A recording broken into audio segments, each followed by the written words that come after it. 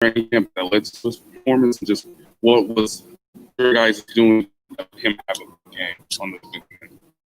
We don't listen to outside noise. We focus on what our coaches tell us.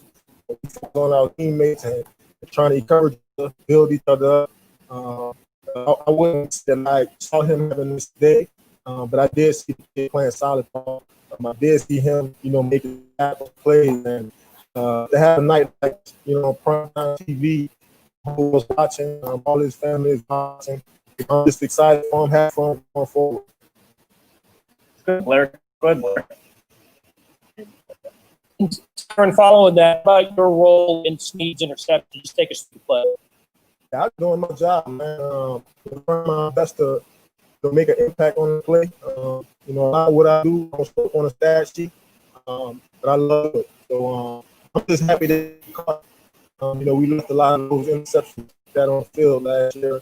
We dropped maybe 30, 11 as a group. So I see the kid focus in, lock in, catch the ball, and then show his 4-3 speed. I think that's why it's starting for us right now. Gonna have a couple more. Let's go. Tap and then Aaron Lund to close us out. But how do you think you guys held up once Brewer left the game? Obviously, he's a guy you counted on defense last year. How do you think everybody kind of served in his absence once he was gone? How do you think you guys do, no matter how long he might be out? I mean, look about it. It's a big loss for us. A little more Seaward. He's played big for even going back to last season. He's somebody that we count on tremendously. Just to play man, press each and every play. I don't know if he's the starter. I think our coach is coach. I think us as players, let's practice. As if at any given moment somebody could step up and have to go in there and make a big play. Go to Aaron to close us out. Go ahead, Aaron. Now that you kind of got the first game, was it allowing what you expected in there, and moving forward to get that fan? Yeah, I mean, we're a good football group. We were pretty confident, so we'll talk. I'm pretty sure we'll talk to each other, a lot more when we go to stadium fans. But it's always a blessing playing for our fans. That's a big part of the game. Talk about chemistry, the home field advantage, third downs, pushing the ball to our fans, a big part in, how we operate, the team. So it was a blessing to have them in the stands. They're always loud, they're always into it, and we feed off. I really appreciate your time today. Thank you. Appreciate that. All right, guys. Now we've got Patrick coming up.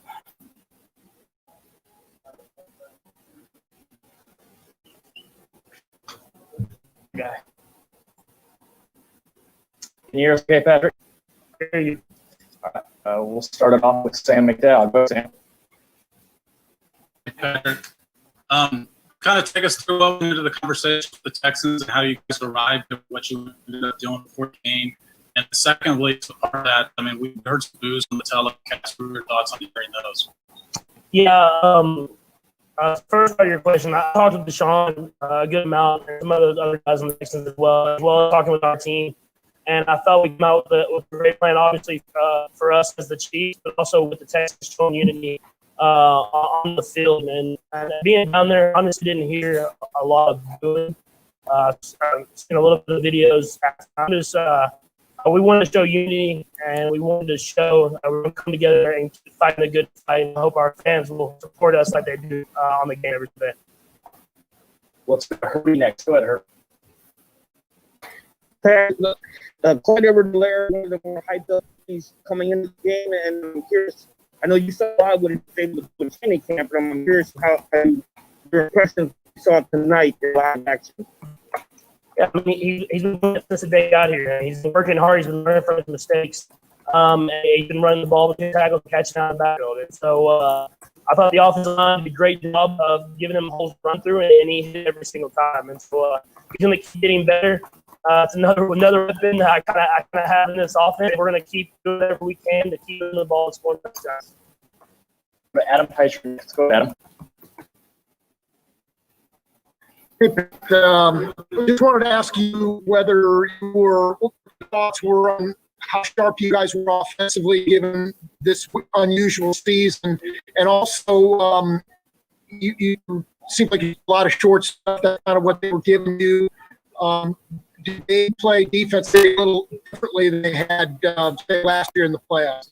Yeah, they did. They changed a lot. They did a lot of stuff on the line of scrimmage, and they kind of stayed back and kept safeties back. They put the guy over 10 pretty much the whole entire game. And so I think what makes this offense so good is we change within games. We can go throughout our game plan, find ways to score and find ways to move the ball down the field and stay, run the football and take short passes. And I think whenever we get to the Chargers next week, we'll find their great defense. We'll find a way to move the ball and score that week as well. Let's go to Nate Taylor next. Go ahead, Nate. Patrick, with everything that went on tonight, with fans obviously doing this for the first time really since the Super Bowl, was it that your offensive line, like you mentioned earlier, with 2 new guys in those spots, what's say for you that you mostly held up without any hit and obviously the holes there for Clyde to come through? I think they did a great job. Obviously, without the preseason games, it's hard to get out there and kind of form that ball offensive line to how they can think like each other and pass off. So I think they did a great job of not only pass protecting me the games and that defensive line, which is a very good defensive line, but in the run game of making their blocks and setting their ankles so Clyde can go out there and make plays happen. So I thought it was a really good sign for them to be still in unit, split as one unit, still early in the season with the offseason that we did have. Let's go to Pete Sweeney.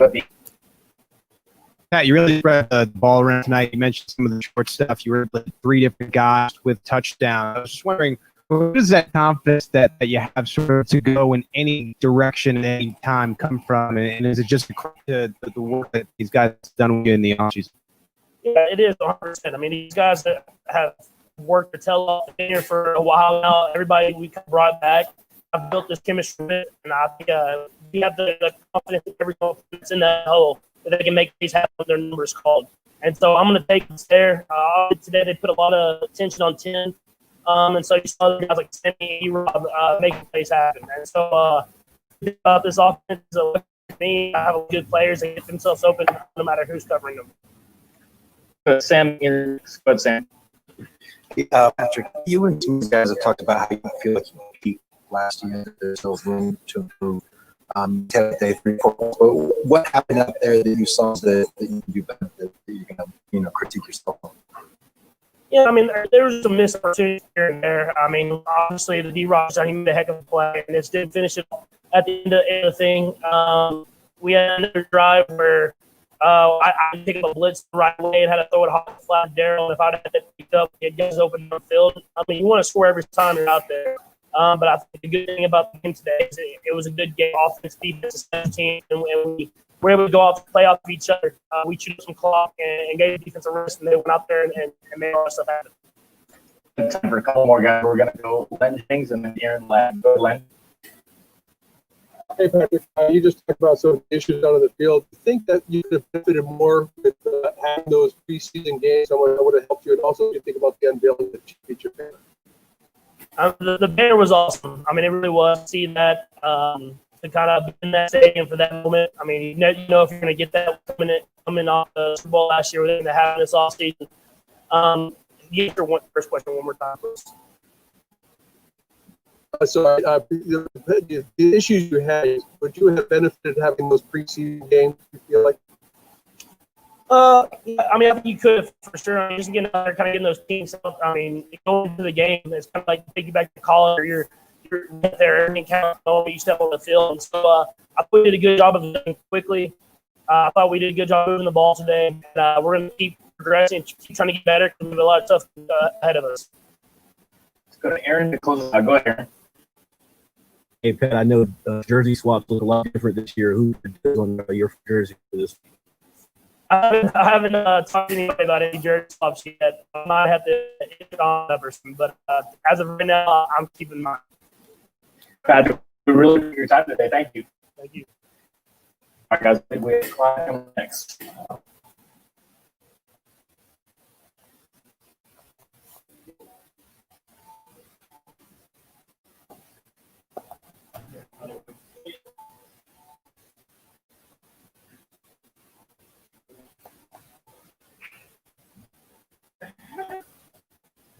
Can you hear us okay? Yeah, I hear you. start with Todd Limo first. Go ahead, Todd. Clyde, first off, take us through some of the big plays, the long touchdown. And I'd also like to hear you talk about the way you guys were trying to push it in there at the end, down in the red zone, and you're getting some big guys. Welcome to the NFL. Oh, yes, sir. No doubt. On that first run, normal for us, it's a normal inside zone call. But he ended up pretty much getting everything cut out.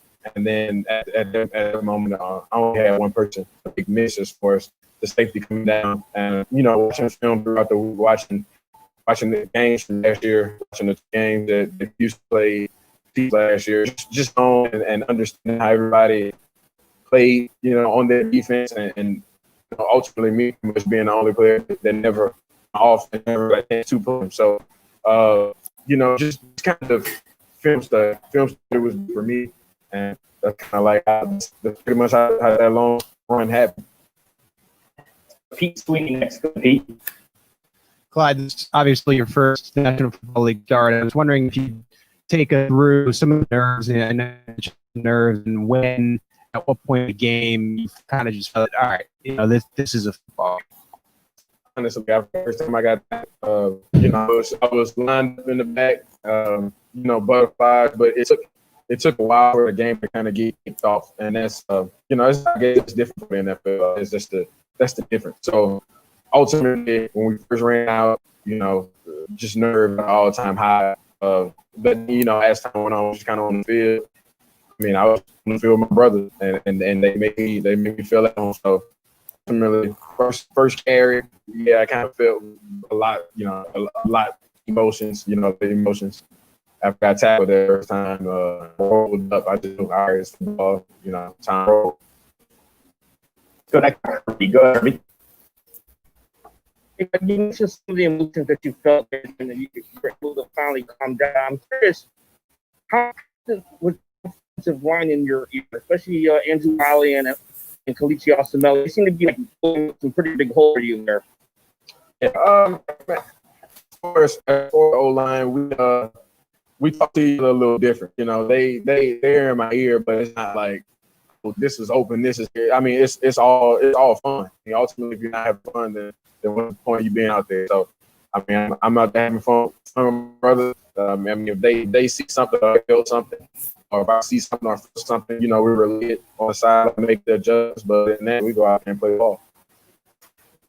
Sam McDowell. Go ahead, Sam. Hey, Claude, you mentioned just getting the nerves out of the way. As far as feeling like people along, was there a certain point during the game where you felt like that, or did that come from camp? Ultimately, I would say it came with the last week or two camp when we started the game plan. We started to kind of slow that down for camp. It really wasn't camp. It was okay. Now we start the game and understand what we were going to do for the game and understand what's going to be our identity. And once you kind of go through that for a week and a half, you start to see at a position and a player you start to spare you kind of fit in some aspect, and then that game time you can kind of hold the things that just practice work. Other than that, it's flipping the switch and then becoming a ball player. Then whatever happens on the fly, that's why we get paid. Make adjustments on the fly and get professional. Let's go next to Nate Taylor. Nate. Hey, Clyde, I know you had a big game, but I also wanted to ask you about Jared Sneed, the rookie we kind of seen throughout. Obviously, you get to play, this is a draft class. What was it like for you to play together on a preseason game and obviously seeing what Legarius on the other side of the ball?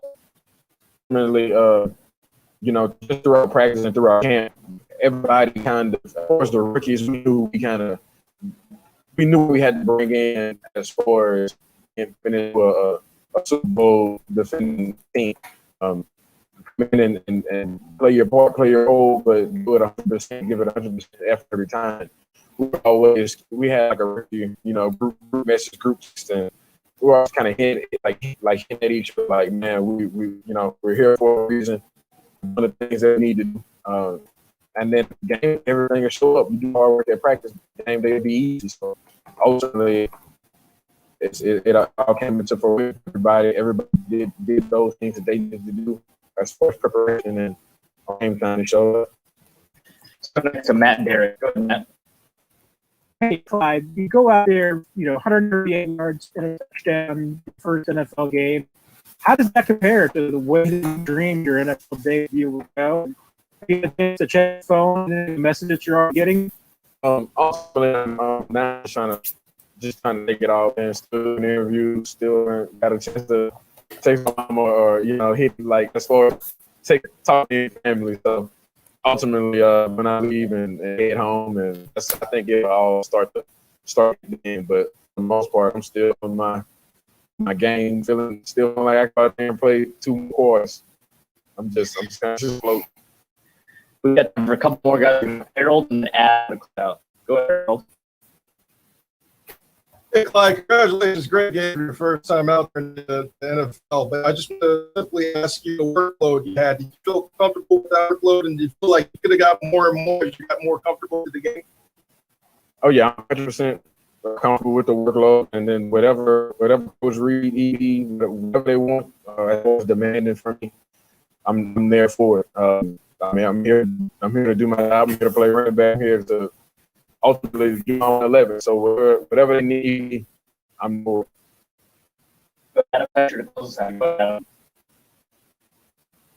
Clyde, just wondering, when we go back to the video tonight's game, you feel like there's going to be some things for you to find there that you can better? And so what do you think those things will be?